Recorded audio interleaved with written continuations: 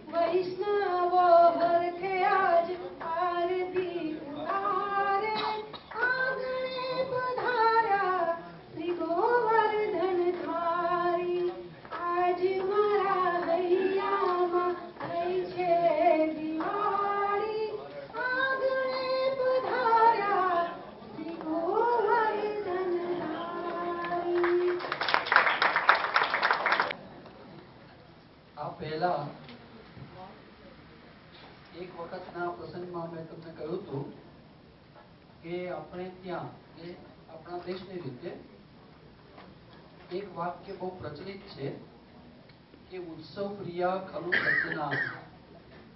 માણસોને ઉત્સવ કરવો ગમે છે, કારણ દુઃખ તો છે. શંકરાચાર્ય કહે છે ને કે જનનમ મરણમ એ બધું દુઃખદાયક છે, પણ દુઃખમાંથી ભૂલવા માટે આપણા દેશના ઋષિમુનિઓએ પ્રાચીન સમયથી જુદા જુદા ઉત્સવોની રચના કરેલી છે. અને એ ઉત્સવોમાં કેટલાક ધાર્મિક પ્રસંગો છે. તો નવરાત્રી એ એમાંનો એક છે, મહત્વનો ઉત્સવ છે, 9 દિવસનો.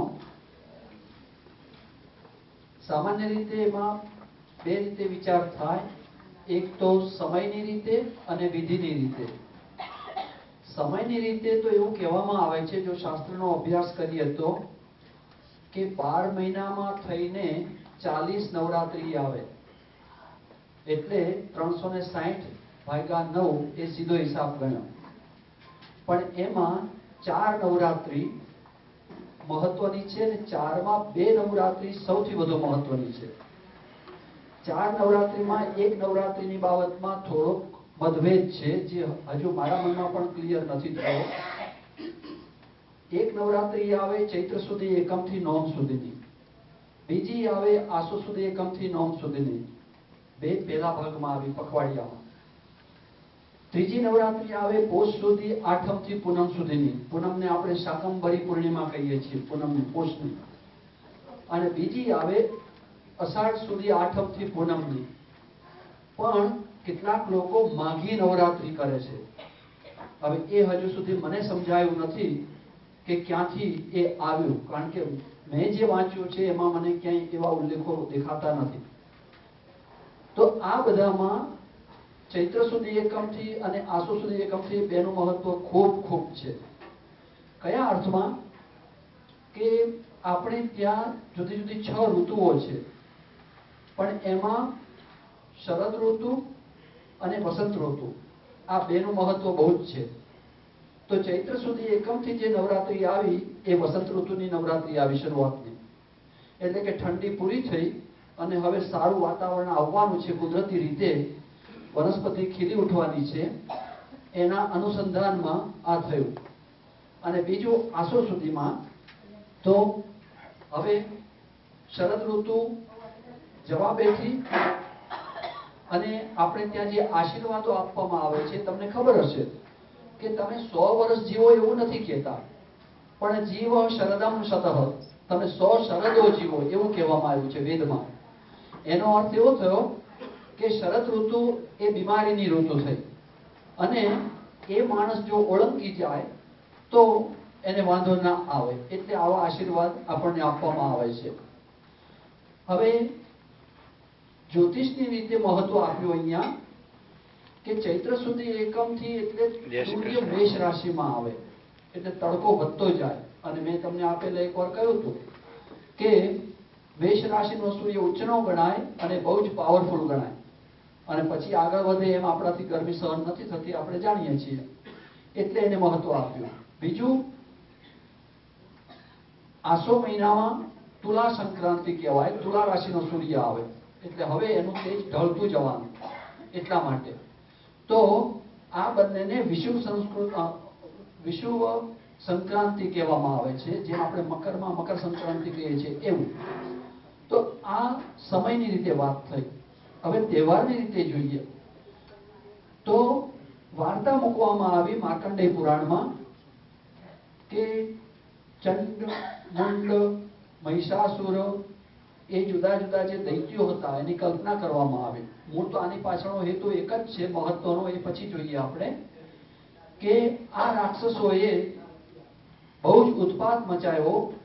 સુરથ અને એક વૈશ્ય એ બંનેના દુઃખની વાત કરવામાં આવી અને એ એમાંથી મુક્તિ મેળવવા માટે મેધા ઋષિની પાસે ગયા. એમણે આ બધો વૃત્તાંત સંભળાવ્યો. એ એની સંક્ષિપ્તમાં વાર્તા થઈ. પણ મહત્વ ક્યાં છે કે જો તમે ચંડીપાઠ વાંચો તો તમને ખબર હશે કે આ રાક્ષસોને મારવા માટે બધા બ્રહ્મા, વિષ્ણુ, મહેશ એ બધાની પાસે વારાફરતી ગયા અને છેવટે કંઈક એવું નક્કી થયું કે બધાએ આનો કંઈક ઉપાય કરવો, એટલે એક શક્તિ ઉત્પન્ન થઈ અને એ શક્તિનું ફોર્મેશન થયું કે એ દેવી થઈ. કારણ કે શક્તિ એટલે સ્ત્રીવાચક શબ્દ છે, માટે દેવી શબ્દ વાપર્યો. અને બધા લોકોએ એટલે કે બધા દેવોએ પોતાની પાસેની જુદી જુદી વસ્તુ એને આપી. કે એક્ઝેક્ટ મને નામો યાદ નથી, પણ વિષ્ણુ ભગવાને ચક્ર આપ્યું, તો બ્રહ્માએ કંઈક બીજું આયુધ આપ્યું, શિવજીએ ત્રિશુલ આપ્યું, ઇન્દ્રએ બીજી વસ્તુ આપી, બીજા દેવોએ કુબેરે બીજું કંઈક આપ્યું. એમ થઈ અને આખું એક રૂપ તૈયાર થયું. તો કહેવાનો મતલબ અહીંયા કયો છે કે આના દ્વારા ઋષિ મુનિઓ આપણને એવું સમજાવે છે કે સંઘે શક્તિ કલૌ યોગે. કળિયુગમાં જો પાવરફુલ કોઈ તાકાત હોય તો એ સંઘ શક્તિ છે, યુનિયન. અને એકાગ્રતા એવો અર્થ પણ લેવાય, યુનિયન અર્થ પણ લેવાય. અહીં યુનિયનનો અર્થ છે કે એકલો એક દેવ એને કશું ના કરી શકે, પણ આ બધા દેવોની શક્તિ ભેગી થઈ. એનો અર્થ એવો થયો કે બધા દેવોએ મદદ કરી, એકરૂપ થયા, પોતાના મતભેદો ભૂલી ગયા અને એક મંડળ થયું, એવો અર્થ આપણે લઈ શકીએ આજના જમાના પ્રમાણે. અને એમણે આ રાક્ષસોને માર્યા. આ એક વ્યવહારિક અર્થ થયો. આ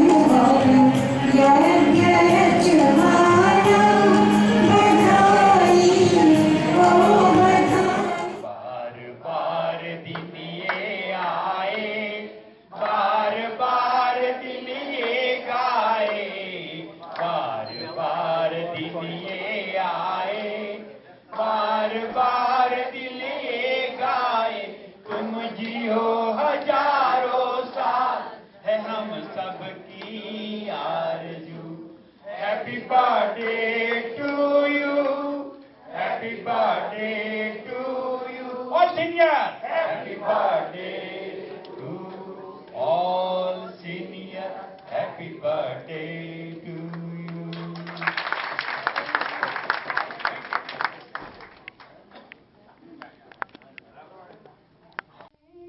ઉડી ગયું એક વાત સરસ સમજાવી ગયું એક પંખી આવીને ઉડી ગયું આ દુનિયા એક પંખીનો મેળો કાયમ ક્યાં રહેવાનો છે ખાલી હાથે આવ્યા જગમાં ખાલી હાથે જવાનું છે જેને તે તારું માન્યું એ તો અહીંનું અહીં રહી જશે એક પંખી આવીને ઉડી ગયું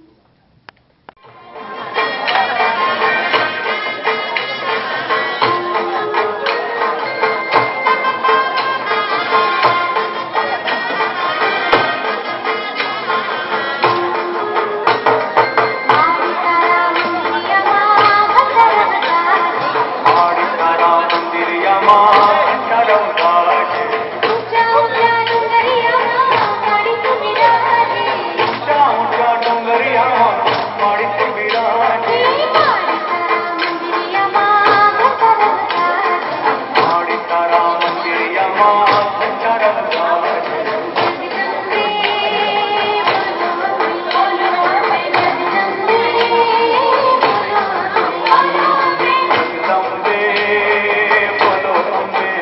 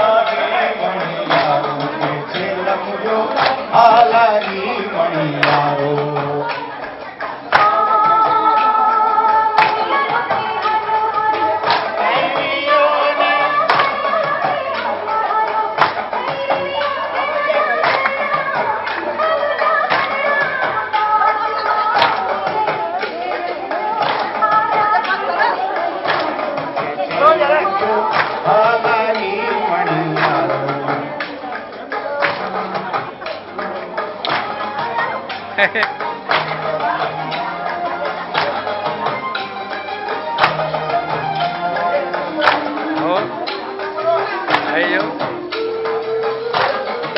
વિડીયો પાડજો, હું જોઉં છું અંદર.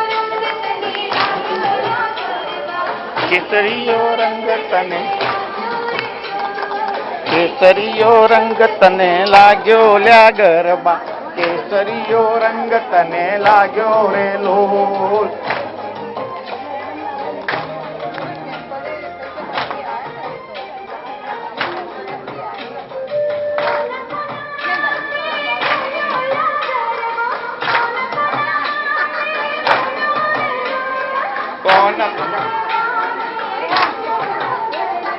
કોણ કોને માથે ઘૂમ્યો રેલો, કેસરીયો રંગ તને લાગ્યો લ્યા ગરબા, કેસરીયો રંગ તને લાગ્યો રેલો.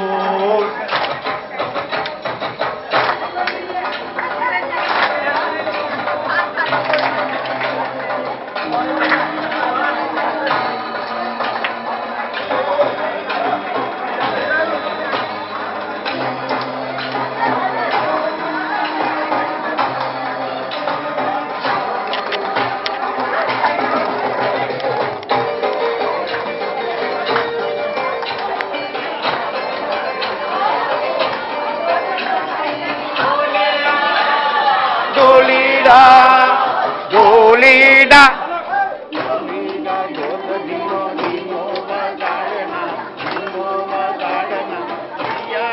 રાતડીનો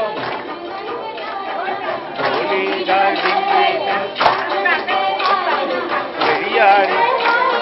ઘડિયાળી રાતડીનો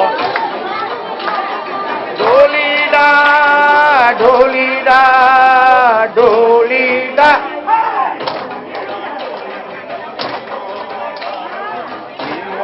ગાડના ઘડિયાળી રાતડીનો રંગ જુદે જાયના,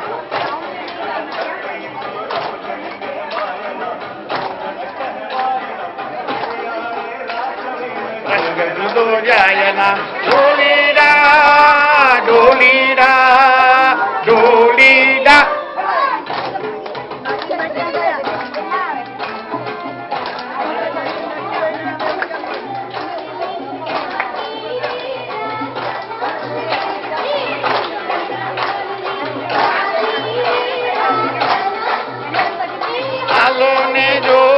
જઈએ મુરલી વાગી રે રે રાજાના કુંવર,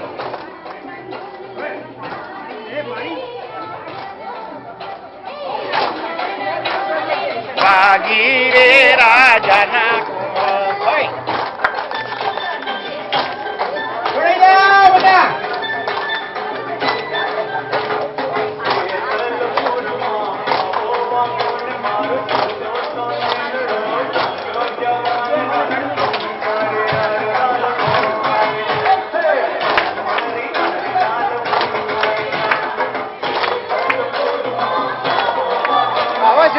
હા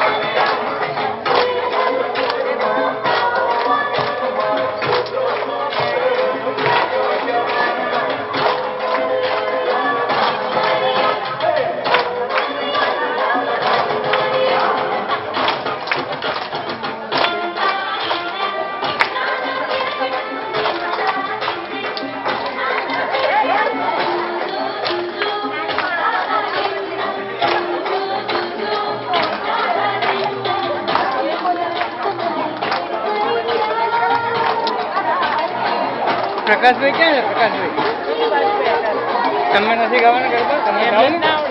તમે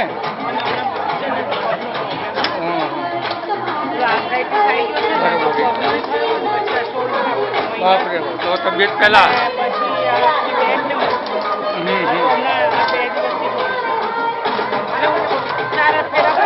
બરોબર.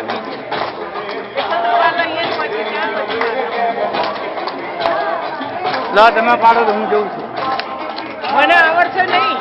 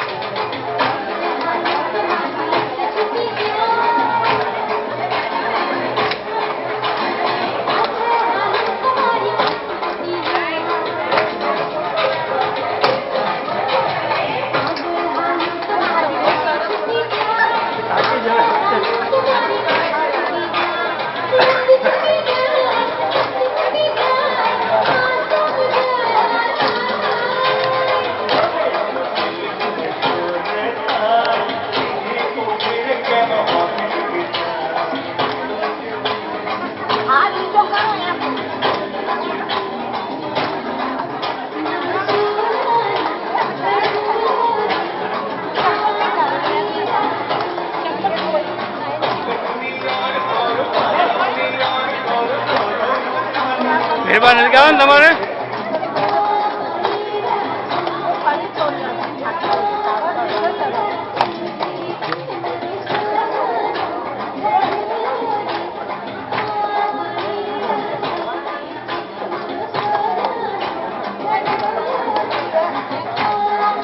મજા આવી તમે? બેસો બેસો.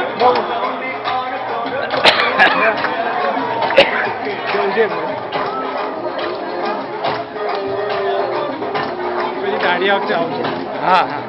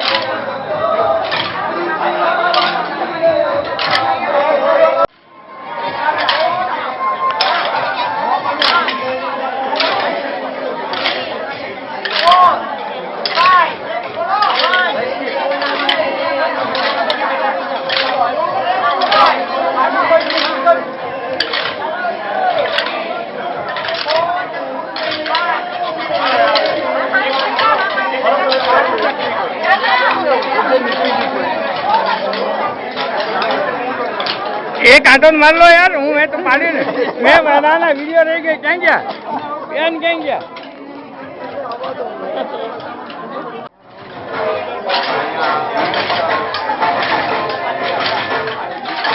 તમારે આવો છે લો કરો વિડીયો ચાલુ કરી દો વિડીયો કરવો વિડીયો છે